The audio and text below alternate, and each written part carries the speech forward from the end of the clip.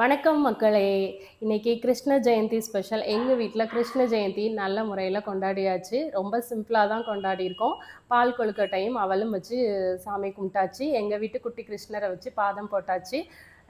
நேயர்கள் கேட்ட ஒரு கொஷின் சொல்கிறேன். ஒருத்தங்க வந்து என்கிட்ட கமெண்டில் கேட்டிருந்தாங்க, பூஜை ரூம் வந்து வடகிழக்கில் வைக்கலாமா அப்படிங்கிற மாதிரி கேட்டிருந்தாங்க. தாராளமாக வைக்கலாம். வடகிழக்கில் நிறைய வீடுகளில் வந்து வடக்க கிழக்க பார்த்து தான் பூஜை ரூம் வைப்பாங்க. அதனால் எந்த ஒரு தப்பும் கிடையாது. கிழக்க பார்த்து வைக்கும்போது நீங்கள் கிழக்க பார்த்து விளக்கேற்றுவீங்க, வடக்க பார்த்து வைக்கும்போது வடக்க பார்த்து விளக்கேற்றலாம். வடக்கு அப்படிங்கிறது வாழ்வு அப்படிங்கிறத குறிக்கும். தெற்கு பார்த்து தான் நீங்கள் என்ன செய்யக்கூடாது அப்படின்னு சொன்னால் பூஜை ரூமோ இல்லை விளக்கோங்கிறது பொருத்தக்கூடாது. காரணம் என்ன அப்படின்னா, அதுவுமே ஒரு சயின்டிஃபிக் ரீசன் தான். தெற்கு திசையில் வந்து கிராவிட்டி ஃபோர்ஸ், அதாவது புவியீர்ப்பு விசை அப்படிங்கிறது வந்து ரொம்ப கம்மியாக இருக்கும். அதனால தான் வந்து தெற்கு பார்த்து வைக்கக்கூடாது அப்படின்னு சொல்லுவாங்க. படிக்கும்போதும் குழந்தைங்கள வந்து கிழக்கு பார்த்து படி, வடக்கு பார்த்து படி அப்படின்னு சொல்லும்போது தெற்கு பார்த்து உட்காந்து படிக்காதீங்க அப்படிம்பாங்க.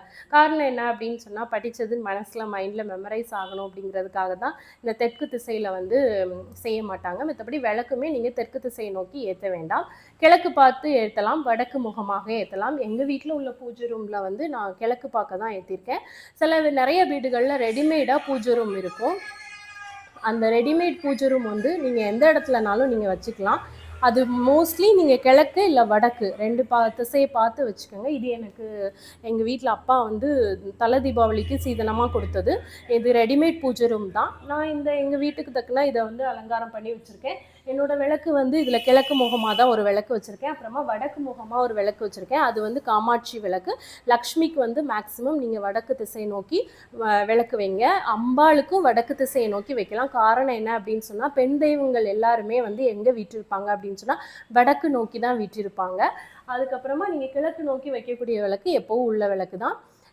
மேற்கு நோக்கி விளக்கு வைக்கலாமா அப்படின்னு சொன்னால், ஏதாவது ஒரு பிரச்சனைகள் வீட்டில் இருக்குது, தீராத கடன் பிரச்சனைகள், தீராத வியாதிகள், இந்த மாதிரி பிரச்சனைகள் இருக்குது, அந்த பிரச்சனைகள் வந்து தேய்ந்து போகணும் அப்படின்னு சொல்கிறதுக்கான வேணா நீங்கள் வந்து ஒரு நல்ல கடவுள், அதாவது உங்கள் இஷ்ட தெய்வத்தை வேண்டிக்கிட்டு மேற்கு முகமாக விளக்கு வைக்கலாம். சீக்கிரமே அந்த பிரச்சனை என்ன ஆயிரும் அப்படின்னு சொன்னால், அதாவது எப்படி சொல்ல, நிவர்த்தி ஆயிரும். அந்த பிரச்சனை வந்து சீக்கிரமே நிவர்த்தி ஆயிரும் மேற்கு முகமாக விளக்கு வைக்கிறது மூலமாக. இப்போ உங்களுக்கு டவுட் கிளியர் ஆயிருக்கும்னு நினைக்கிறேன். எந்தெந்த படங்கள் எந்தெந்த சைடில் இருக்கலாம் அப்படிங்கிறதுமே நான் சொல்லிட்டேன். அம்பாள் படம் மேக்ஸிமம் வடக்கு திசை நோக்கி வைங்க. கிழக்கு முகமாக உங்கள் குலதெய்வம் ஃபோட்டோ இருந்தது அப்படின்னு சொன்னாலும் குலதெய்வம் ஃபோட்டோ வைங்க. லக்ஷ்மி ஃபோட்டோ வடக்கு பக்கமாக இருக்கலாம். வீட்டில் ராமர் பட்டாபிஷேகம் ஃபோட்டோ இருக்கணும். ஈசனோட குடும்ப ஃபேமிலி, சிவன் ஃபேமிலி ஃபோட்டோ இருக்கும் இல்லையா, அந்த ஃபோட்டோ வைக்கலாம். விக்கிரகங்கள் வந்து ரொம்ப வச்சுக்கணும்னு அவசியம் இல்லை, வைக்கவும் வேண்டாம். அது விக்கிரகங்கள் வச்சோம் அப்படின்னு சொன்னால் அதுக்குன்னு ஸ்பெஷலாக அதை பராமரிக்கணும் இல்லையா, ரொம்ப சுத்தபத்தமாக பராமரிச்சுக்கணும். ஸோ நம்ம வந்து விக்கிரகங்கள் பக்கம் நான் அந்த அளவுக்கு வைக்க மாட்டேன். முருகர் விக்கிரகம் ஒன்று வச்சுருப்பேன், பிள்ளையார் விக்கிரகம் ஒன்று வச்சுருப்பேன், அவ்வளோதான். விக்னங்களை தீர்ப்பவர் விநாயகருங்கிறதுனால விநாயகரோட விக்கிரமும் முருகரோட விக்கிரமும் மட்டும்தான் நான் வச்சுருப்பேன். மற்றபடி எங்கள் வீட்டு பூஜை ரூம் இதுதான், பார்த்துக்கோங்க. ஓகே, நெக்ஸ்ட் வீடியோவில் உங்களுக்கு அடுத்த டாப்பிக்கில் நல்ல ஒரு டாப்பிக்காக சொல்லி சந்திக்கிறேன். தேங்க்யூ, நன்றி.